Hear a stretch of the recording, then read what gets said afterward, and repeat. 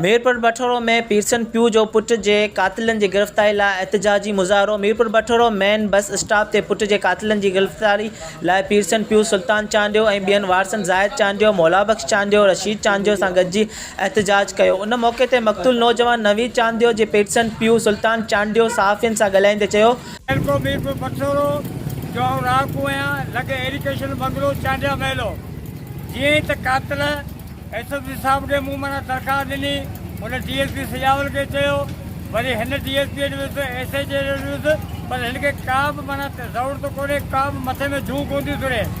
मुंहिंजा कातिल निर्वारनि जंहिंमें मूं साबितियूं बि ॾिनियूं आहिनि, प्रूफ बि ॾिना आहिनि, गवाह शाहिद बि ॾिना आहिनि। अकबर दौर, वलद खुदा बख्श, असगर खॾो, वलद लदो खॾो, ईसा मंगराल, वलद मूसा, अञा ताईं पुलिस हुनखे नथी गिरफ़्तार करे। खुदा रहा मूंसां इंसाफ़ कयो वञे, जे नथो इंसाफ़ थिए त आउं पंहिंजी सॼी फैमिली सां गॾु थाणे जे अॻियां चंद ॾींहंनि में आउं बाहि ॾींदुमि पंहिंजो पाण खे ऐं इंसाफ़ करे मुंहिंजा इहे कातिल निर्वारनि जिन खे गिरफ़्तार करे ऐं कोर्ट जे हवाले कयो वञे। हथ वधां थो नवी चांडिया।